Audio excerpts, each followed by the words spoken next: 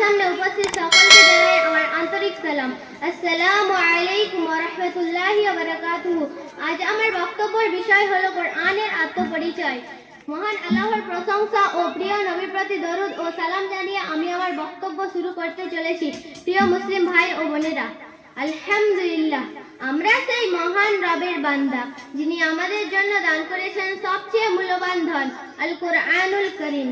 এটি শুধু একটি গ্রন্থ নয়, বরং আসমান থেকে নাজিলকৃত আল্লাহর কালাম, রহমতের সমুদ্র, হিদায়াতের বাতিঘর আর অন্ধকার পৃথিবীর জন্য আলো।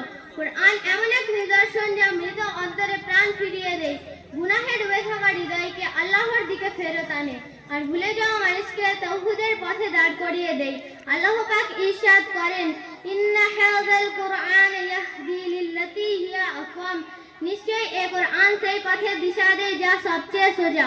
আমাদের চোখের পানি শুকিয়ে গেছে, অন্তর কঠিন হয়ে গিয়েছে, দুনিয়ায় নহে কোরআনকে ভুলে গেছি। তাই আজ সর্বত্র অন্যায়, অশান্তি আর ধ্বংসযজ্ঞ, অথচ আমাদের মুক্তি, আমাদের শান্তি, আমাদের ইজ্জত সবই লুকিয়ে রয়েছে কোরআনের মাঝে। বিজেপির একজন বিধায়ক, নাম তার অসীম সরকার, সে বলেছেন কোরআন বদরের যুদ্ধে শেষ হয়ে গেছে। তাহলে আসুন আমরা কোরআন থেকেই জেনে নেব কোরআন কোথা থেকে এসেছে। লা ইয়াতিহিল বাতিলু মিন বাইনি ইয়াদাইহি ওয়ালা মিন খালফিহি তানজিলুম মিন হাকিমিন হামিদ। এতে কোনো ভ্রান্তি প্রবেশ করতে পারে না, না সামনে থেকে না পিছন থেকে। এটি নাজিল হয়েছে প্রজ্ঞাময় প্রশংসনীয় আল্লাহর পক্ষ থেকে।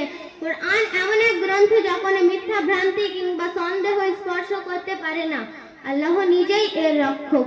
যুগ পাল্টেছে, শক্তিধর সাম্রাজ্য মুছে গেছে, কিন্তু কোরআন অটল ও অক্ষয়।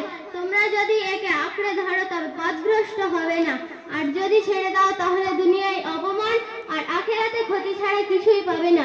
আল্লাহ পাক বলেন, যালিকাল কিতাবু লা রাইবা ফীহি।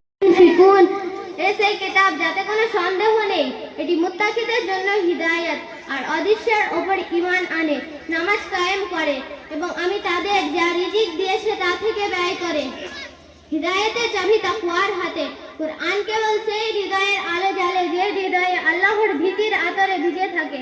নামাজ প্রতিষ্ঠা করো, দান করো ও আদেশের ওপর ঈমান আনো, তাহলেই কোরআন তোমাদের জীবন পথ আলোকিত করবে। কোরআন কোনো মানুষের তৈরি নয়, এটি নিয়ে এসেছে ফেরেশতা জিবরাইল আলাইহিস সালাম। উদ্দেশ্য হলো ঈমানদারদের দৃঢ় করা আর মুসলিমদের সুসংবাদ দেওয়া। তাই এই গ্রন্থ আঁকড়ে ধরো, এতেই শান্তি ও মুক্তি। আল্লাহ পাক বলেন, ওয়া ইন্নাহু লাতানজিলু রাব্বিল আলামিন নাযালা বিহি রূহুল আমিন আলা কলবিকা লিতাকুনা মিনাল মুনজিরিন। এটি বিশ্বজগতের রবের পক্ষ থেকে অবতীর্ণ। বিশ্বস্ত জিবরাইল আলাইহিস সালাম এটি নিয়ে এসেছেন আপনার অন্তরে। হে মুহাম্মদ সাল্লাল্লাহু আলাইহি ওয়াসাল্লাম, আপনি যেন সতর্ককারীদের অন্তর্ভুক্ত হন। আল্লাহ পাক বলেন, ইন্না হাযাল কুরআন ইয়াহদি লিল্লাতী হিয়া আকওয়াম। আল্লাহ পাক বলেন, ইন্না আনজালনাহু ফি লাইলাতুল কদর। নিশ্চয়ই আমি কোরআন নাজিল করেছি লাইলাতুল কদরে। লাইলাতুল কদর হাজার রাতের চেয়েও উত্তম। এই রাতে নাজিল হয়েছে কোরআন, মানব তার মুক্তির পথ। তাই এই রাতে দোয়া, ইবাদত ও কোরআনের সাথে সম্পর্ক দৃঢ় করো, কারণ এই রাতে আল্লাহর অনুগ্রহ ও রহমতের সোনালী দরজা। তারা বলল, কোরআন কি কোনো মক্কা বা তায়েফের কোনো বড় লোকের উপর নাজিল করতে পারত না? কিন্তু আল্লাহ পাক নাজিল করেছেন আমাদের নবী মুহাম্মদ সাল্লাল্লাহু আলাইহি ওয়াসাল্লামের অন্তরে, যিনি ছিলেন এতিম কিন্তু চরিত্রে ছিলেন সর্বোচ্চ। শিক্ষা হলো আল্লাহর বাণীর মর্যাদা, ধন সম্পদে নয় বরং তাকওয়াতে।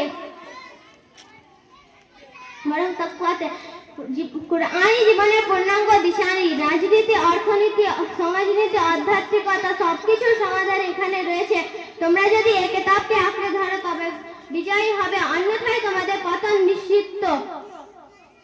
যুগে যুগে অনেকেই চেষ্টা করেছেন কোরআনকে শেষ করার, কিন্তু কোরআন কিয়ামত পর্যন্ত থাকবে।